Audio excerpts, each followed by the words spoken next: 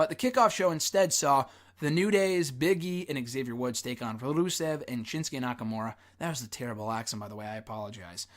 This was actually a really good match. Way better than I thought it would be, considering that neither team has been feuding in recent weeks. They are now, after what happened later on in the night at Fastlane and then on SmackDown on Tuesday.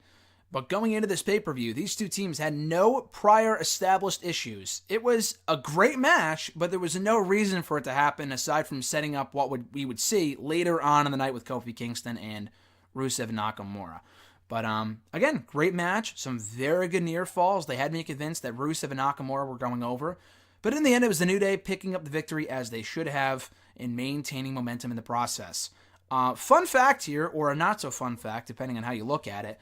I saw this on Twitter the other day. It's a very scary fact and something I did not realize, and usually I take notice of these things, but it just really stunned me when I saw it. Rusev has been on a 17-match pay-per-view losing streak over the last 2.5 years. The last pay-per-view match that he won was Clash of Champions, 2016.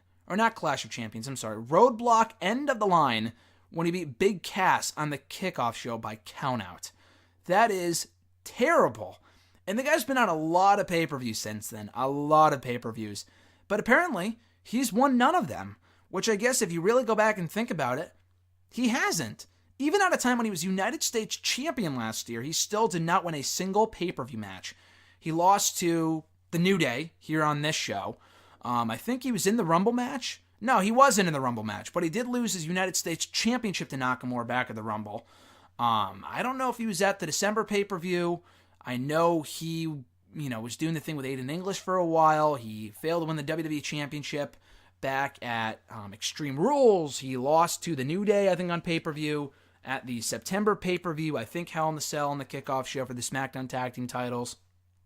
A few months prior to that, he had been in matches with Randy Orton. He had lost. He failed to win the United States Championship at WrestleMania.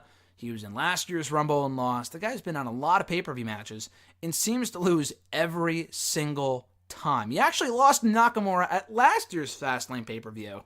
So don't be associated with Rusev, because if you are, you will lose. He lost to Andrade and Lana. He was teaming with Lana, I'm sorry. It was him and Lana versus Andrade and Zelina Vega back at SummerSlam, and they lost that too, and I think that was also on the kickoff show. Yeah, Rusev has been pulling kickoff show duty for a while now, and the guy cannot seem to get the job done. So by those standards, and he also won his last match on the kickoff show back at Roadblock End of the Line 2016, December of that year. That is terrible, by the way. So he went 2 full calendar years without winning a single pay-per-view match. And it wasn't like he was never on pay-per-view. He's been on a lot of pay-per-views. He just never wins. Anyway, though, he won that match versus Big Cass. That was on the kickoff show. If you want to go back to the last pay-per-view match, the guy won, I know he lost the U.S. title that year to Roman Reigns at Hell in the Cell. Or at Clash of Champions, he also lost to Roman at Hell in the Cell. The SummerSlam match never came to fruition. I think he was at the July pay-per-view. Battleground versus Zack Ryder was the last time that Rusev won a main card pay-per-view match for WWE. If that's not enough a reason to want to leave the company, then I don't know what is. Same goes for Nakamura. These two are such losers by this point. I don't know if Rusev would be any better off in AEW or Impact or Ring of Honor, but just like looking at how the guy's been booked for the last 5 years. He's been in the main roster now for 5 years. 3 of those years, he has not won a single pay-per-view match. That is so bad. That is so bad.